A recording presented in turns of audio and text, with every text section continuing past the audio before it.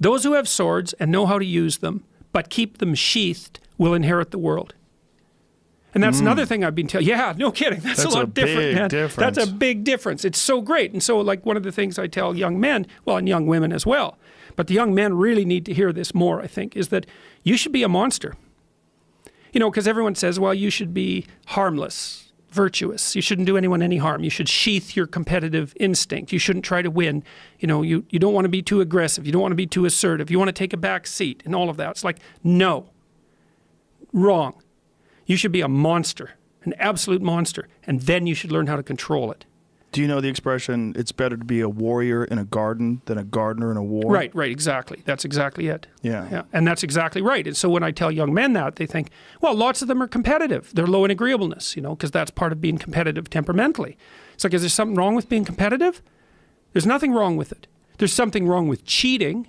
There's something wrong with being a tyrant. There's something wrong with winning unfairly. All of those things are bad, but you don't want people to win? What's the difference between trying to win and striving? You want to eradicate striving? Well, it's the uncomfortable feeling that people associate with losing. When they've personally experienced it, they look at losing as they've been oppressed or they've been hurt. But what they don't understand is that is the motivation for growth.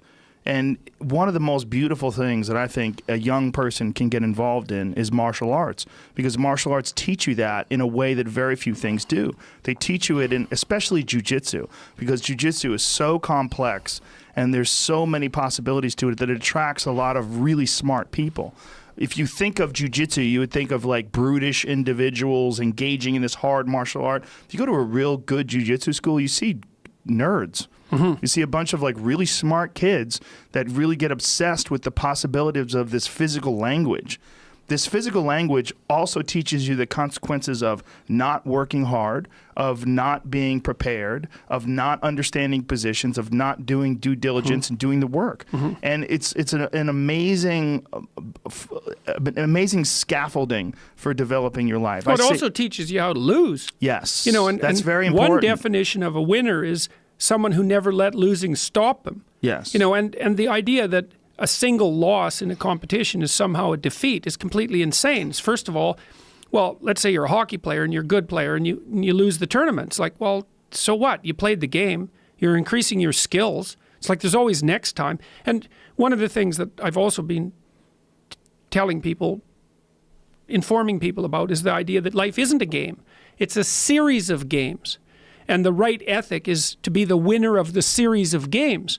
And part of that means you have to learn how to be a good loser, because you're not going to win every single game. Well, you also have to embrace those losses as learning experiences. And the people that have never lost are afraid of losing. They're afraid of learning. You're afraid of that feeling, that terrible feeling that you get from losing is so beneficial. It's aided me in so many ways. Like, it's one of the reasons, and also one of the reasons why I talk so openly about bombing on stage.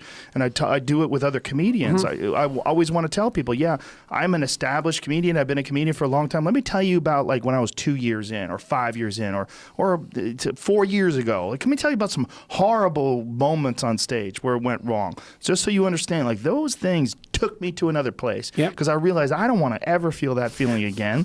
And so I ramped everything up. And then I went back to work and I went over my notebooks and I went over my recordings and I figured out what I was doing wrong and I tried to improve upon it. But if it wasn't for that horrible, sick feeling, that's the same feeling you get when you get tapped out in jiu-jitsu class.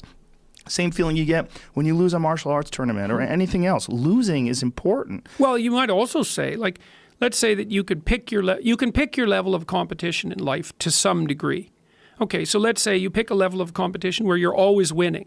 It's like, well, all that means is you've picked the wrong level of competition. Yes. Because, you know, like, let's say you're a grandmaster chess player and all you do is play amateurs, and every night you go home and congratulate yourself on what a genius you are because you just stomp these people left, right, and center. It's like, you're not a genius. You're a dimwit. Right. What you should be doing is playing people who are beating you like, well, as much as you can tolerate. Right. So maybe that's 40% of the time. Maybe it's 60% of the time. But that way, because to be a winner, you want to be disciplined. You want to know what you're doing. And then you want to be on the edge where your skills are being developed. And if you're going to be on the edge where your skills are going to be developed, you're at a place where losing is always a possibility. Because otherwise you're not pushing yourself beyond your current capacity.